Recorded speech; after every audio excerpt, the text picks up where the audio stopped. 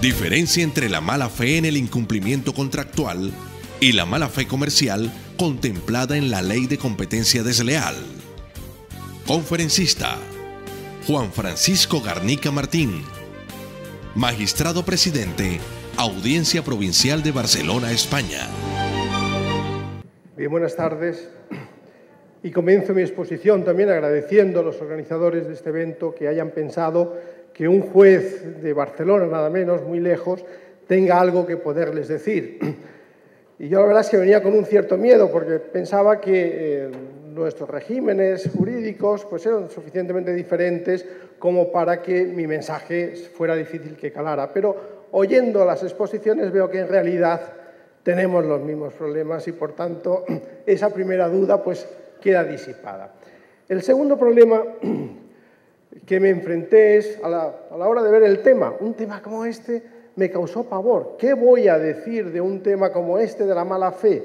Y sobre todo cuando en nuestra cultura, en la cultura de los jueces españoles, procuramos huir de ideas especialmente generales o excesivamente generales como son el de la buena fe. De manera que me enfrenté con el tema con un cierto pavor, diciendo, bien, a ver, ¿qué explico yo que realmente tenga sustancia? Luego, cuando rasqué en el tema, vi que realmente hay mucho que tiene de sustancia en el tema y, sobre todo, que tiene que ver con algo muy importante que es el oficio judicial, el oficio que nos lleva a resolver estos conflictos. Pero el problema está en que, con frecuencia, la terminología que usamos nos causa problemas. No siempre hablamos de la buena o mala fe, sino que utilizamos otra terminología distinta, pero en realidad estamos hablando de esos mismos conceptos, de buena o mala fe. De manera que en mi exposición, sin más preámbulos, voy a intentar hacer una primera parte de aproximación al tema.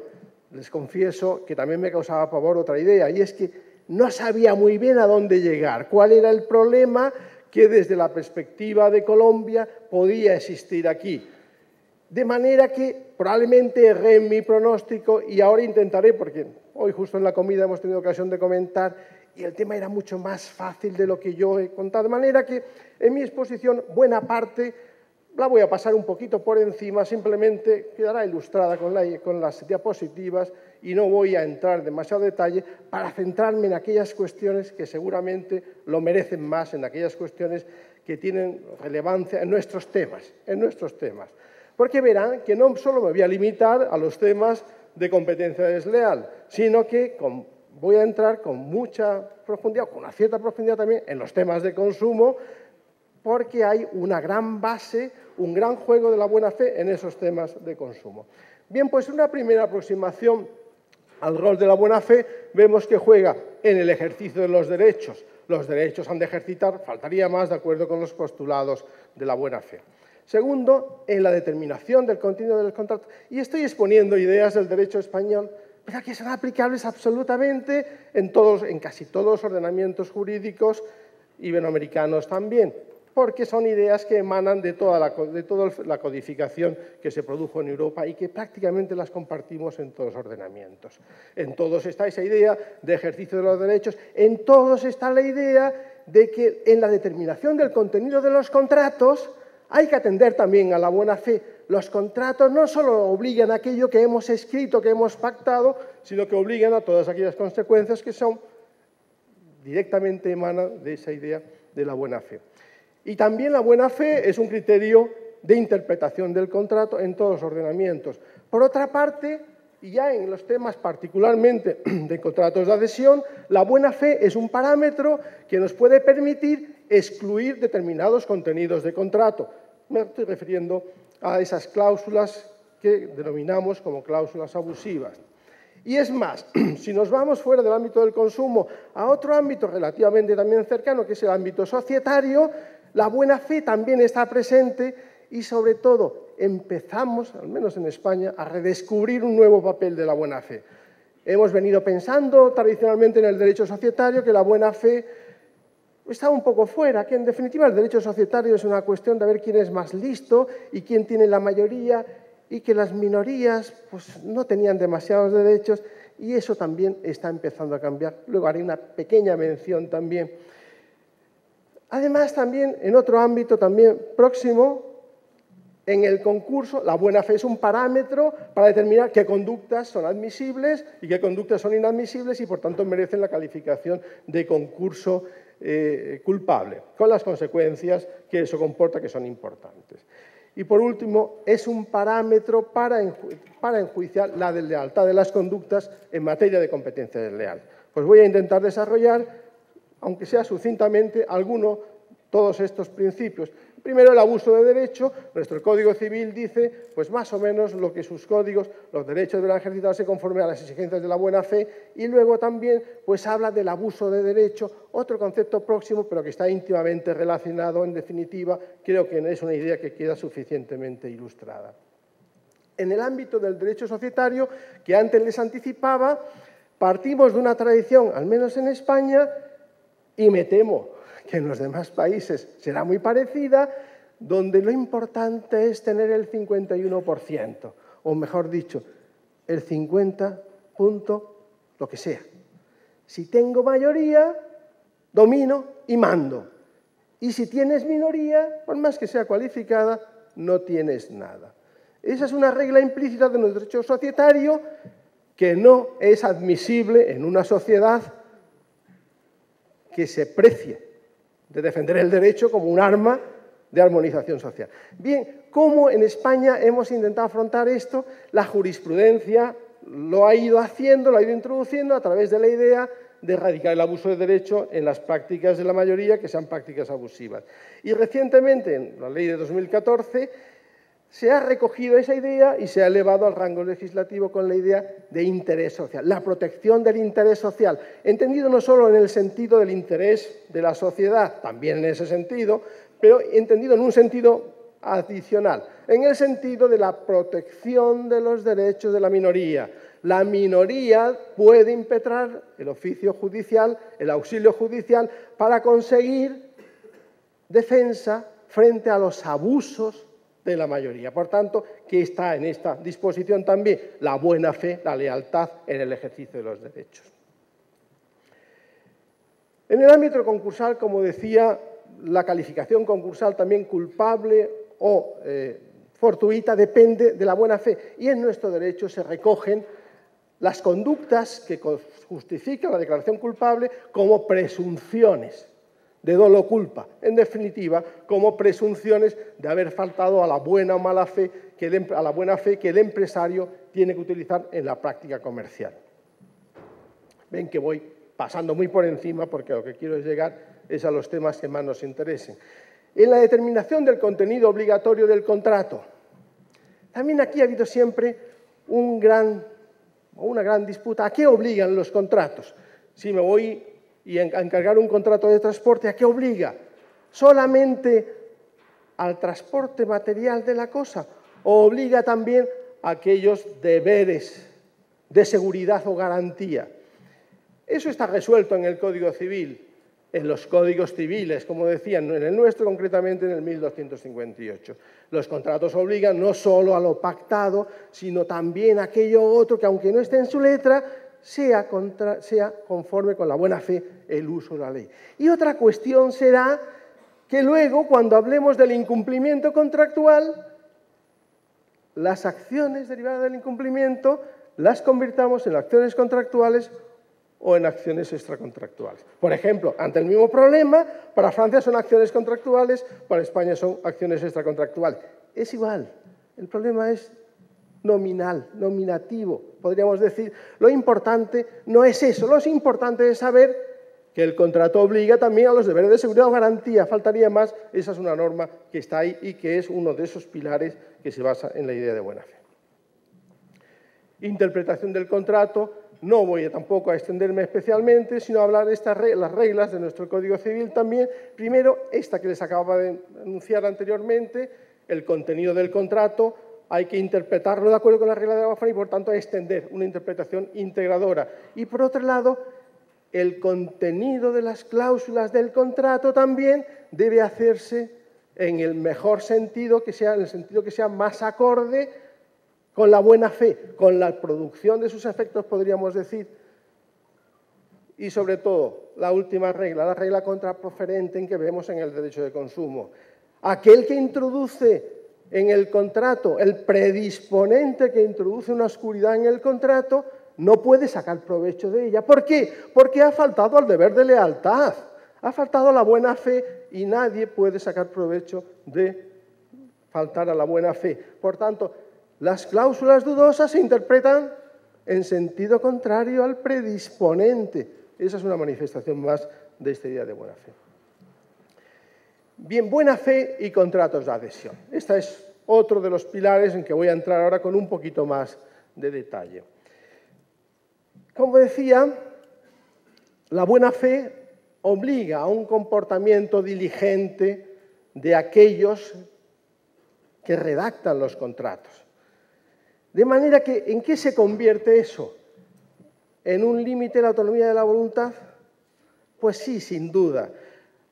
En el derecho moderno, aunque las universidades no se esfuercen en reconocerlo, en el derecho moderno la autonomía de la voluntad está en retroceso. En las universidades se sigue explicando el derecho de la autonomía de la voluntad, sin advertir que es un derecho muerto, en buena parte muerto. ¿Por qué? Porque la contratación moderna es una contratación en masa y la autonomía de la voluntad tiene cada vez menos ámbito. De manera que al menos hay que interpretar o hay que comprender esa contratación moderna en otros términos. Si hay un predisponente, lógicamente, habrá que atribuir a ese predisponente un deber de lealtad. Prácticamente a partir de esta idea se puede deducir toda la protección que en los ordenamientos modernos se ha ido atribuyendo a los consumidores. Prácticamente. Ahora bien, es cierto que con una idea tan general, pues ese grado de protección originaría muchas dudas y convertiría al juez en un protagonista excesivo de esta materia.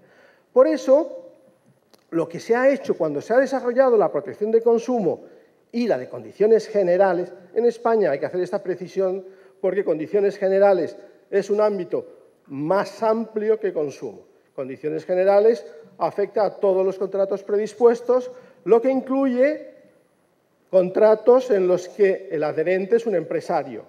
En consumo, en cambio, los empresarios, esos contratos en que el adherente es un empresario, están excluidos. Bien, pues primero en los contratos de adhesión se atribuye nuestra ley de condiciones generales y seguro que todas aquellas leyes en los demás países que hayan desarrollado, la nuestra es relativamente joven. Esta materia en España había estado en mantillas hasta 1998. Por fin en 1998 se reguló. ¿Qué se atribuye como manifestación de ese deber de lealtad? Primero, los deberes de información. No basta con poner el contrato y decir firme usted. No, hay que advertir de los contenidos contractuales, de las consecuencias del contrato. ¿En qué términos? Esa será otra cuestión, pero al menos en términos razonables. En España ahora tenemos una gran aluvión de infracciones del deber de información. ¿En qué se reduce el deber de información?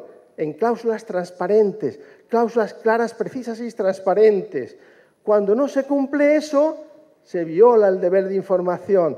Bien, ahora ya tenemos ese deber de lealtad y de buena fe plasmado en un deber de información y con concretas manifestaciones del mismo.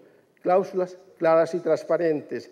Y un deber de información que va más allá incluso de esas cláusulas y que en algunos casos, cuando hablamos de contratos de consumo, tienen que ver también con el contenido material al que esas cláusulas se refieren. De manera que son dos ámbitos del deber de información y de ese deber de transparencia de los contratos que tienen una gran importancia. La última manifestación de ese deber de información tiene que ver ya con el ámbito del consumo, con el consumidor. En el caso del consumidor, el legislador da un paso más, limitativo, más aún de la autonomía de la voluntad. Este paso consiste en atribuir a un tercero, el juez, o al que realice esa función jurisdiccional, el poder de juzgar el contenido contractual y de poder excluir determinados contenidos porque atenten a la equidad contractual. Esto es una regulación únicamente que tiene sentido en los contratos de adhesión, lógicamente. si hay una negociación de cláusulas contractuales perjudiciales para el consumidor y de verdad han sido negociadas, insisto, si de verdad han sido negociadas, ahí no hay nadie que pueda entrar. Eso está excluido. Y se presume que esas cláusulas han sido negociadas cuando esas cláusulas tienen que ver con el contenido esencial del contrato. Por ejemplo, ¿cómo se puede cuestionar un contrato de préstamo por el hecho de que el interés remuneratorio sea muy elevado? Pues no. Bien, eso lo determina el mercado. ¿Cómo se puede cuestionar una compraventa de un inmueble porque el precio sea elevado? Pues no. ¿Qué se puede cuestionar? Aquellas otras condiciones que no están en la negociación. Aquellas otras condiciones donde únicamente una voluntad es importante, la del predisponente. Este es el ámbito y sigue siendo un ámbito muy importante. En cuanto a lo demás, aquello que afecta al contenido esencial del contrato, ¿en qué se queda el control? En la transparencia, que no es poco. De manera que explique empresario en su contrato cuáles son las prestaciones objeto del mismo. Ya veremos que esto tiene en algunos contratos una importancia muy grande. Por ejemplo, ya lo digo ahora porque si no igual omito esa idea, en los contratos de seguro no es infrecuente, en nuestro país y por lo que he visto en la jurisprudencia del suyo, también no es infrecuente que la compañía aseguradora, después de definir el riesgo, muy alejado, en una zona menos perceptible, empiecen a definir las exclusiones. Y las exclusiones sean tan exhaustivas que el riesgo... Bien, ¿cómo se afronta ese problema? Pues acudiendo a la idea, a la violación de la buena fe. Claro, se está violando la buena fe si en realidad se está vendiendo un producto que no es tal, ¿verdad? ¿Eso significa que las exclusiones son sospechosas? No, significa que pueden serlo. ¿De qué dependerá? De si en la incorporación al contrato se ha violado esa regla. Por tanto, cuando hablamos de la buena fe, hablamos de los medios, hablamos de la forma, hablamos del íter contractual. En realidad, estamos hablando de eso. Si no se defrauda, es en ese sentido el curso del contrato, no hay por qué temer que el principio de buena fe pueda resultar afectado. Bien, por otra parte, mala fe en el contrato como vicio del consentimiento. Me pedían que hablara de la buena fe contractual y por eso he entrado en este tema. Fíjense que en el contrato, cambio un poco de tercio respecto a lo que anteriormente había venido hablando. Y discúlpenme que tome un poco de agua.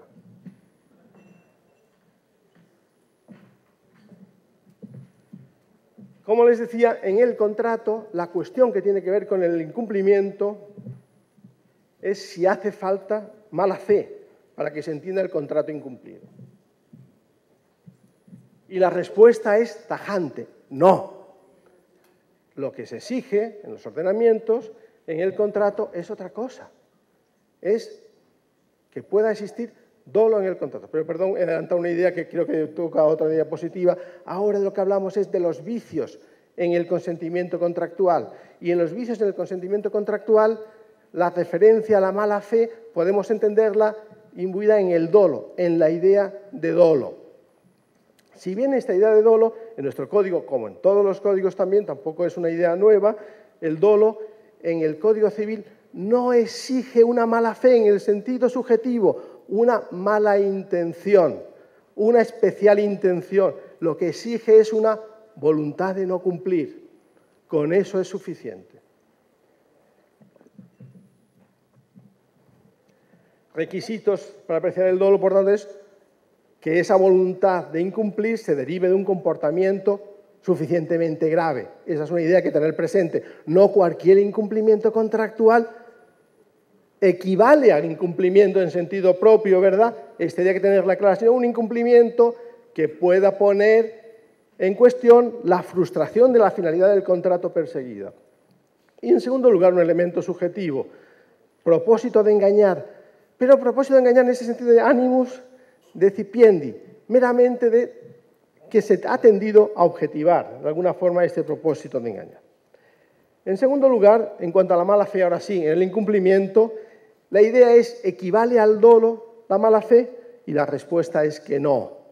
Para que un contrato se tenga por incumplido, no hace falta que exista una especial intención de cumplir. Basta que no se haya cumplido la prestación o las prestaciones obligadas.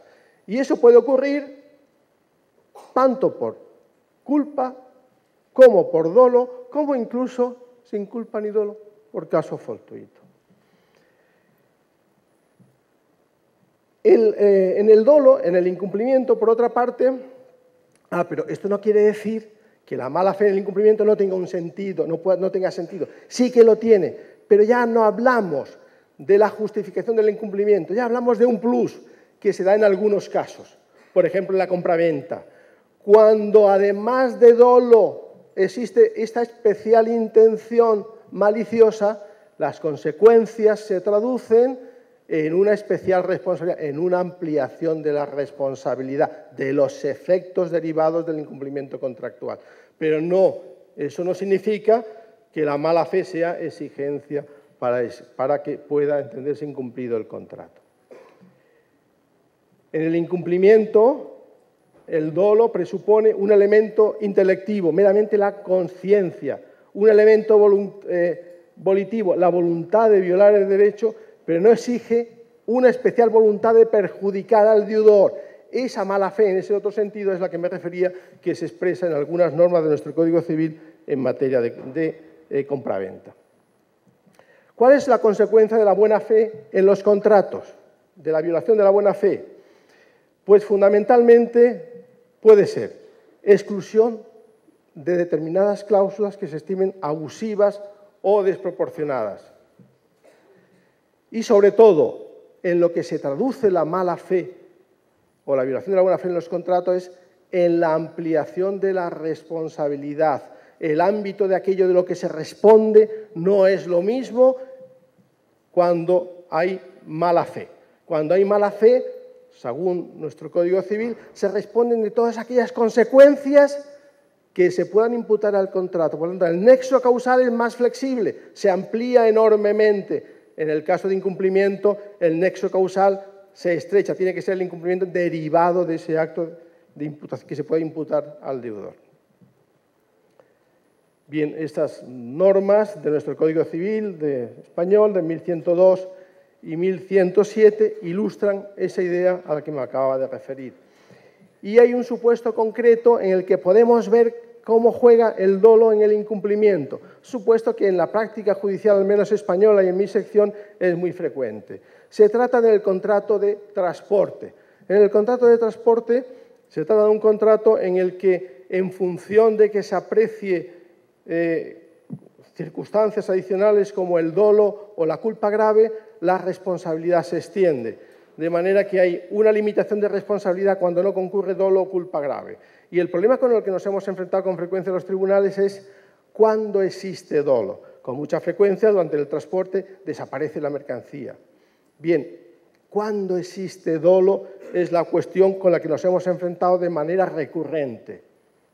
Solo sabemos que ha desaparecido la mercancía. La conclusión a la que hemos llegado es que el dolo no exige que se acredite que ese conductor ha actuado de manera maliciosa. El dolo consiste solamente en que sea consciente de que no ha respetado los deberes de seguridad o garantía. Recuerden otra vez, los deberes de seguridad o garantía. No solo estaba obligado a transportar, sino que estaba obligado a que durante el transporte debía respetar los deberes de lealtad, de buena fe, los deberes de garantía del contrato, debía tomar las medidas adecuadas para proteger la mercancía. Bien, esa es la idea que ha preponderado en nuestra jurisprudencia y, por tanto, cuando hay un pacto, por ejemplo, de determinados deberes, de dónde tiene que pernoctar el vehículo y se incumple, solamente con eso ya el dolo está. Pero incluso cuando no está, entonces nuestro examen siempre es si hay un incumplimiento suficiente de esos deberes de seguridad y garantía, y ahí es donde relacionamos la existencia o no de dolo o culpa grave. Resolución unilateral de mala fe en contratos de colaboración. Bien, doy otro paso más y ya me aproximo a un tema, a la percepción que los organizadores querían tener del tema. Y es referirme a unos contratos que son muy frecuentes entre empresarios, los contratos de colaboración, y que tienen una particularidad, que son contratos resolubles intuite personae. Es decir, que en cualquier momento se puede resolver por voluntad de las partes. De manera que esa resolución no produce consecuencias, salvo que no se lleve a cabo de mala fe.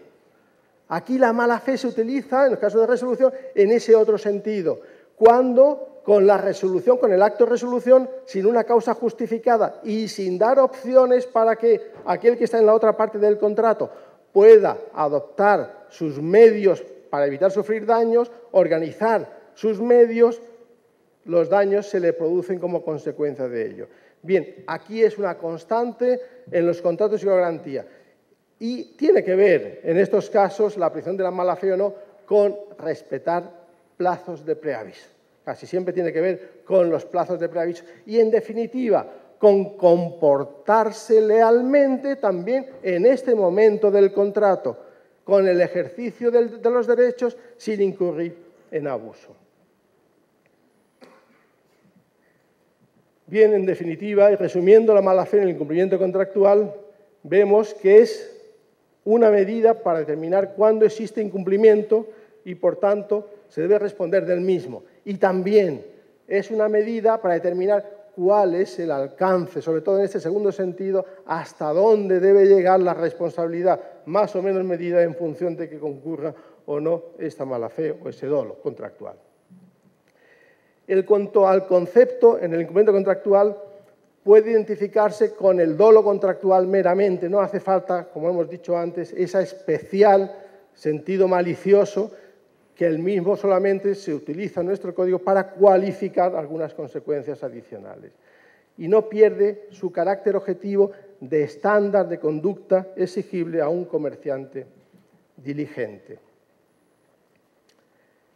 Bien, y aquí voy a hacer un añadido en este punto, y es la preocupación antes de entrar. Bueno, hablaré de la mala fe en fraude de acreedores. Una particularidad, situación de mala fe, es la que se produce en el fraude de acreedores, donde parece presuponer una malicia. El causar daño a los acreedores sacando de tu patrimonio bienes para que no puedan percibir su crédito.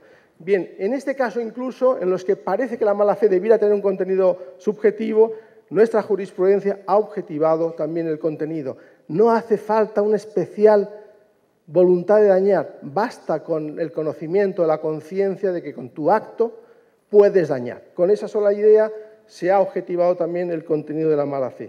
Y ahora hago ese añadido al que hablaba, porque a partir de ahora voy a hablar de la mala fe en competencia desleal. La cuestión, hemos visto mala fe en el ámbito de contratos y vamos a hablar ahora de mala fe en el ámbito de competencia desleal, pero no he hablado de cómo se coordinan contratos, la mala fe cuando concurre en el contrato, cómo se coordina con la competencia desleal.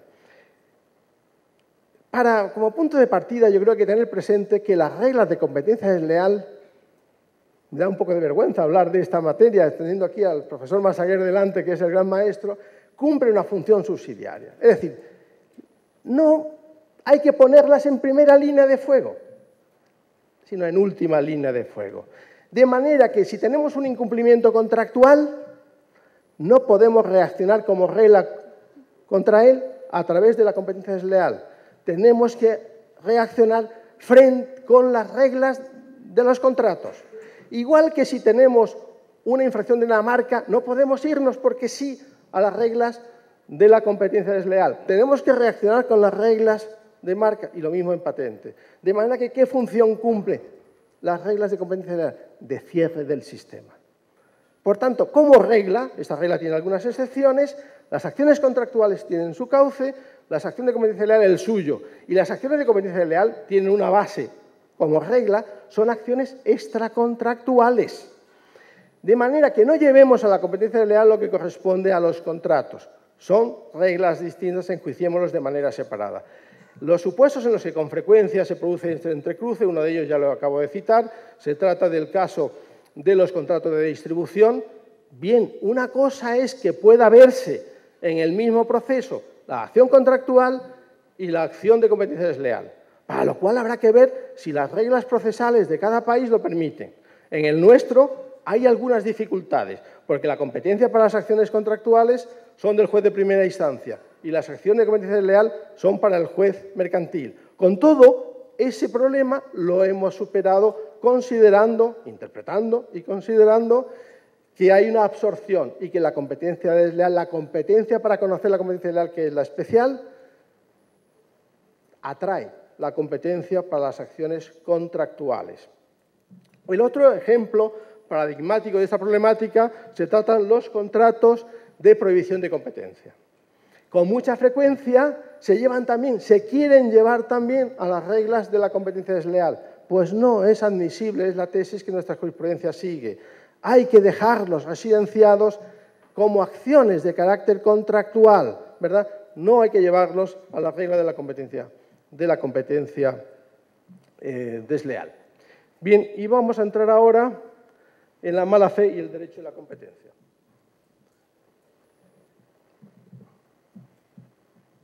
En primer lugar, para decir que no solo en la competencia desleal funciona la regla de la mala fe, con un carácter muy importante, como veremos, sino que también en la regla de defensa de la competencia, en las conductas que justifican la defensa de la competencia, las conductas colusorias y el abuso de posición dominante, también participan de esa idea, es una proyección, podríamos decir, de ese principio de buena fe. No voy a entrar en más y vamos a ver la buena fe en la competencia desleal. Aquí cumple una función esencial la buena fe. Función esencial que es muy parecida a la que cumple la buena fe en el ámbito de las cláusulas abusivas. No he hablado de esto, pero ahora yo creo que es momento de hacer ese pequeño inciso. Para declarar una cláusula abusiva en nuestro sistema, en el sistema español, tenemos un sistema de lista negra. Como vamos a ver que ahora en competencia desleal también está. ¿Qué se ha querido con la lista negra? Dar seguridad jurídica. ¿Pero esa lista negra qué es? Un desarrollo de la idea de mala fe en el ejercicio de esas cláusulas abusivas. Bien, ¿y nuestro sistema cómo se cierra? Se cierra con una cláusula general en la que también se basa en el principio de buena fe, de manera que la cláusula general aquí juega un doble principio. Informa a toda la lista negra, porque es el sustento de esa lista negra, y segundo lugar, es la cláusula de cierre de la lista negra. Pero al enjuiciar las conductas de abusividad hay que ir primero a la lista negra, es decir, esta incurre en este supuesto concreto y solo excepcionalmente, cuando no lo encontremos, nos iremos a la cláusula general. La tendencia que a veces se experimenta por algunos abogados de irse a la cláusula general y prescindir de la lista negra es incorrecta. Lo mismo pasa en competencia desleal. El sistema de competencia desleal es un sistema de tipos, con una cláusula general. La cláusula general dice: se reputa desleal todo comportamiento que resulte objetivamente contrario a las exigencias de la buena fe. Bien, ¿qué vamos a hacer a partir de aquí? ¿Ya tenemos bastante? ¿Juzgamos todos los actos desleales a partir de esta conducta, como muchas demandas sugieren? No, ese no es un sistema de competencia desleal sensato. ¿Por qué? Porque estamos ante conductas represoras. De manera que lo que el legislador quiere es seguridad jurídica. ¿Y cómo la consigue? Con un sistema de tipos, como en el Código Penal podríamos decir, se parecen mucho las conductas de competencia desleal a las del Código Penal.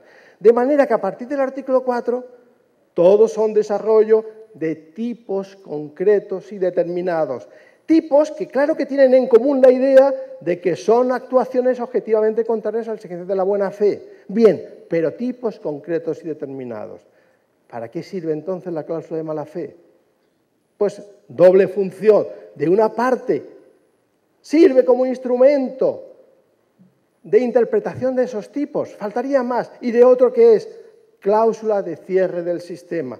Pero estamos hablando, por tanto, no de una aplicación general, no ponerla por el principio, sino por atrás. De hecho, en el enjuiciamiento que hacemos los tribunales de la cláusula general, aunque las demandas con frecuencia la ponen al principio, nosotros siempre la dejamos para el final. ¿Por qué? Porque primero hay que hacer el esfuerzo de ver si la conducta imputada entra dentro de los tipos concretos. Bien, el papel, ya lo acabamos de decir, cláusula de cierre y, por tanto, esa función informadora. Cláusula general de lealtad en relación con consumidores. La ley que ustedes tienen, por lo que he podido ver en competencia desleal, es en buena parte desarrollo de nuestra originaria ley de competencia desleal, que en 2009 sufrió una importante modificación al transponer la Directiva 2005/29, que introduce algunas conductas bastante importantes en materia de protección de consumidores. Bien, lo que introduce también en esta ley, en este sentido, es una lista negra, un anexo de lista negra también, que en buena parte se corresponden con la lista negra que hemos visto de cláusulas abusivas. Por tanto, vemos que cerca está la Ley de Competencia Desleal y la regulación de protección de consumidores. Algunos ejemplos de la lista negra: que el empresario profesional esté adherido a un código de conducta, que el código de conducta ha recibido un refrendo de un organismo o cualquier otro tipo de acreditación, en que se afirme eso sin ser cierto, quiero decir, que se afirme eso sin ser cierto. Y aquí estas son pues las 5 o 6 primeras cláusulas de un desarrollo de 20 y tantas. Sistema, por tanto, de lista negra con cláusula de cierre. Más de la lista negra que no voy a detenerme en poder desarrollar. Conductas que se han considerado leales al amparo de la cláusula general de buena fe. Fíjense que el esfuerzo que hemos hecho los tribunales en España, muy bien orientados por nuestra doctrina, hay que decirlo, ha sido precisamente cuando hay que utilizar la cláusula general, hay que objetivar los supuestos. ¿Para qué? Para evitar que el juez se convierta en la justicia del cadí y que cada vez considere lo que le parezca. Eso lo hemos hecho a través de los grupos de casos. Hemos establecido al menos 3 grupos de casos. Son más de 3 grupos de casos, pero en estos 3 grupos de casos voy a desarrollar algunos y con esto ya finalizaré mi exposición. Primero, actos de expolio o aprovechamiento indebido del esfuerzo ajeno. Segundo, actos de obstaculización. Y tercero, actos de explotación de sentimiento. Yo digo que son 3, de algunos otros más que son posibles, pero sobre todo los 2 primeros son los más significativos. Actos de expolio. El supuesto más frecuente tiene que ver con la captación de la clientela. Origina, al menos la mitad de las demandas de competencia desleal suelen ser de captación de clientela. Captación de clientela que se suele hacer captando a los clientes o captando a los empleados o porque los empleados se van. ¿Y qué ha dicho los tribunales españoles sobre este punto? Que la captación de clientela es lícita y que, por tanto, pueden captarse libremente, se puede pescar en cualquier mar. ¿Qué es lo que convierte esa conducta en principio lícita en ilícita? Los medios. Lo que no puedes es captar la clientela utilizando medios ilegítimos o que sean reprochables. ¿Cuáles son esos medios reprochables? Pues, por ejemplo, si te llevas las listas de clientes. Pero con las listas de clientes hemos tenido varios problemas.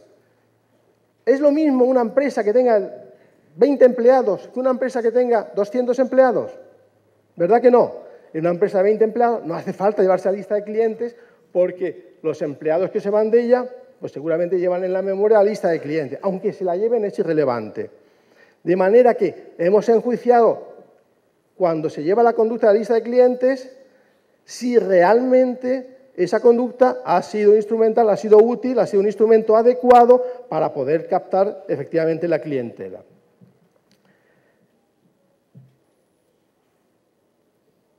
Otra conducta que con frecuencia hemos considerado ilícita es cuando la captación se inicia por esos empleados que se marchan, los empleados desleales que se marchan, cuando aún no han resuelto el contrato. Esto es bastante frecuente.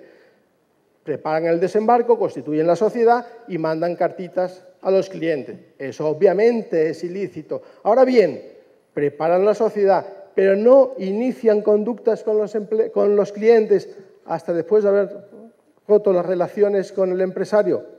No hay un reproche en principio de deslealtad. Actos de obstrucción. En actos de obstrucción, las conductas que solemos llevar a este tipo de actos son, primero, la apropiación de signos distintivos ajenos. Obviamente, cuando no haya violación desde la perspectiva de la legislación de marcas. apropiación de nombres de dominio con mucha frecuencia, se intenta evitar que un competidor o alguien que va a entrar en el mercado entre, impidiéndole que pueda registrar su propia denominación como nombre de dominio. Esa conducta con frecuencia se ha considerado un acto de obstrucción. Asimismo, otros actos de boicot, actos que iban dirigidos exclusivamente a causar problemas. Por ejemplo, pues, interfiriendo las comunicaciones telefónicas o cualquier otro de carácter similar. Y un especial interés porque con frecuencia lo hemos tenido, es la conducta de prácticas bancarias con remesadoras de divisas. En España es muy frecuente, hay muchos emigrantes y estos emigrantes, cuando tienen que remesar fondos a otros países, pues pueden acudir al sistema financiero con un costo determinado o pueden acudir a otras empresas que se llaman remesadoras con un costo algo menor. De manera que estas empresas y el sistema financiero compiten. Pero estas empresas remesadoras tienen un inconveniente y es que se ven forzadas a actuar a través del sistema financiero. ¿Qué han hecho algunas de las entidades financieras en las que tenían abiertas estas cuentas? Digo, están obligadas por ley. Lo que han hecho es o cerrarles las cuentas o modificarles las condiciones para evitarles que puedan actuar normalmente. Bien, en estos casos hemos considerado con frecuencia que hay actos de obstrucción y que, por tanto, no tenían derecho a esa modificación de condiciones. Ven que aquí la autonomía de la voluntad no lo justifica todo. Cuando esa modificación de las condiciones tiene un fin desviado, no es lícita.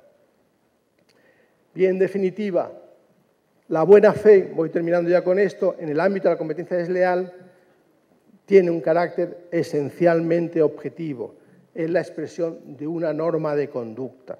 Los empresarios no pueden comportarse en la competencia, tienen que competir libremente, pero tienen que competir por méritos y prestaciones. No pueden competir con malas armas, esa es la idea. No pueden competir de manera desleal, sin cumplir las reglas del juego. Encarna, por tanto, esta idea la antijuricidad del abuso de derecho. Y con esto he concluido. Muchas gracias por su atención.